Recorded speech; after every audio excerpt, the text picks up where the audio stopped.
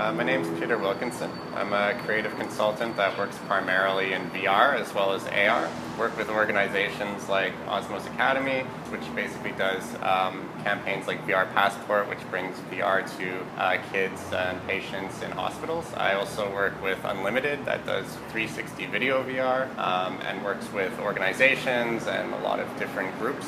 And I also work on a lot of other projects around the space of technology in VR. For me, it's a medium that's coming. It's like inevitable. It's sort of like the mouse. It's kind of like the home PC. It's got a lot of huge benefits. Environmentally, like you don't need to have giant screens, and it allows for interaction in a completely new and immersive way. A lot of VR experiences, like in the older times, would be sort of in places like universities, and they'll have things like called caves, which is like a lot of sensors, a lot of cameras. It's a lot of very expensive equipment, and they would do tracking and things like that and be able to sort of project screens around you to sort of give you an immersive experience. That's kind of the earlier days of it.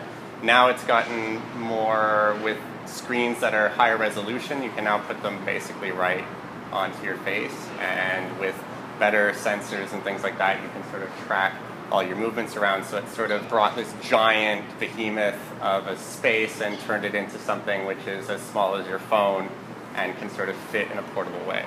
So if you don't have a huge budget, one of the nice things, and probably where I started with VR was looking at Google Cardboard, things like that, which only cost maybe $10 or $20. You can find them at places like Best Buy and just normal shops around, and you can order them online. That's brought it like in a very easy way, because everyone has a smartphone, whether it's an Apple or a Android phone. They can just get into VR immediately. So in different ways, you can use VR to do things like filming 360 degrees. The many things that are going on in a conference. You could live stream that back to someone who maybe just has a computer, and then they can kind of navigate around, or if they have a VR, they can put it on and sort of be immersed into what's happening in the conversations and the activity. You can also use it to bring people into conferences as a way of like collaborating together remotely into a conference.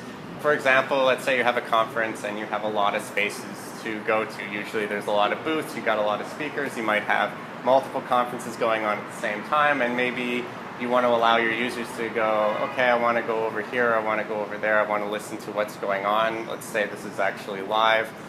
You could set up multiple cameras in different spaces and allow people to jump between these spaces and get up close. You can have like an overview, and it would be basically the same as pretty close to being there. And if you add some layer of interaction on top of that, you can also engage with people through traditional like social media streams or through more advanced, let's say, VR applications.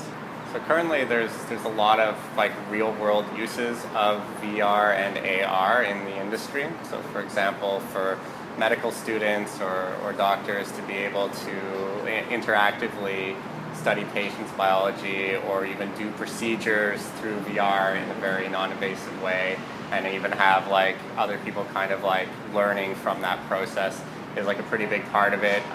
Line workers working in different spaces where they have to get instant information and feedback from what they're looking at directly can be collaborated and have overlays of tips and hints or just feedback of how to do a certain thing is what technology like VR and AR can do.